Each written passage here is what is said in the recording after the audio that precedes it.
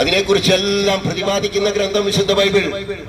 ഈ പ്രപഞ്ചം എങ്ങനെയുണ്ടായി, ഈ പ്രപഞ്ചത്തിലെ ചരാചരങ്ങൾ എങ്ങനെയുണ്ടായി, രാജാക്കന്മാർ എങ്ങനെയുണ്ടായി, ഭാഷകൾ എങ്ങനെയുണ്ടായി, ഇതിനെക്കുറിച്ചെല്ലാം വിശദമായി അറിയണമെങ്കിൽ നാം ഈ ചാപ്പുചാവറുകളൊന്നും വായിക്കാതെ ഞങ്ങൾ ഉയർത്തിപ്പിടിക്കുന്ന വിശുദ്ധ ഗ്രന്ഥം വായിക്കണം.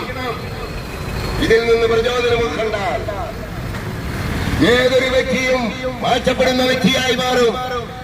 അവനിലുള്ള കളങ്കവും പാപവും അവനിലുള്ള എല്ലാ വിധത്തിലുള്ള തെറ്റായ മാർഗങ്ങളും അവനിൽ നിന്ന് നിർമ്മാർജ്ജനം ചെയ്യും വിശുദ്ധ ഗ്രന്ഥം.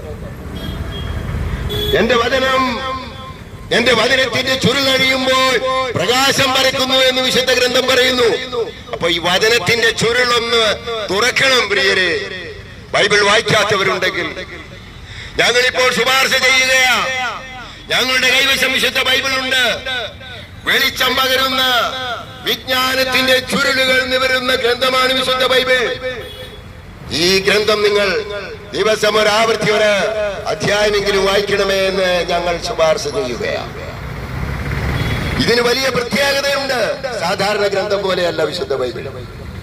35,000-ൽ പരം അനുഗ്രഹീത വചനങ്ങൾ നിറഞ്ഞു നിൽക്കുന്ന ഗ്രന്ഥം വിശുദ്ധ ബൈബിൾ. 1329 അധ്യായങ്ങളിലായി 73 പുസ്തകങ്ങളിലായി ദൈവത്തിന്റെ കൽപ്പനകളും ദൈവത്തിന്റെ ആലോചനകളും നമ്മളെ വിവരിക്കുന്ന ഗ്രന്ഥം വിശുദ്ധ ബൈബിൾ. വിശുദ്ധ ബൈബിളിലെ യെരമ്യാ പ്രവാചകന്റെ പുസ്തകം 29-ാം അധ്യായത്തില് 11-ാം വചനം ഇങ്ങനെ പറയുക: നിങ്ങളെ കുറിച്ചുള്ള പദ്ധതി എന്റെ മനസ്സിലുണ്ട്. അത് നിങ്ങളുടെ നാശത്തിനല്ല, നിങ്ങളുടെ ക്ഷേമത്തിനുള്ള പദ്ധതിയാണ്. നിങ്ങൾക്ക് ശുഭമായ ഭാവിയും പ്രത്യാശയും നൽകുന്ന പദ്ധതി. എന്നെ കേൾക്കുന്ന പ്രിയ സഹോദരങ്ങളെ, നാം പ്രത്യാശയുടെ പാതയിലാണോ? നാം ദൈവത്തിന്റെ പദ്ധതിയോട് ചേർന്ന് സഞ്ചരിക്കുന്നുണ്ടോ? ഇല്ലെങ്കിൽ ഇപ്പോൾ ഇവിടെ നിർത്തിയിട്ട് ദൈവത്തിന്റെ പദ്ധതിയുമായിട്ടൊന്ന് സഹകരിക്കൂ. അപ്പൊ നിങ്ങൾ ചോദിച്ചേക്കാൻ, എന്നെ കുറിച്ചുള്ള പദ്ധതി ദൈവത്തിന്റെ മനസ്സിലിരുന്നാൽ ഞാനിതെങ്ങനെ മനസ്സിലാക്കും? സ്വാഭാവികമായ ചോദ്യം. അതുകൊണ്ട് തന്നെ യെരമ്യാ പ്രവാചകന്റെ പുസ്തകത്തിലെ 33:3 വചനം വീണ്ടും പറയുക: എന്നോട് ചോദിച്ച് ഞാൻ നിനക്ക് മറുപടി നൽകാം.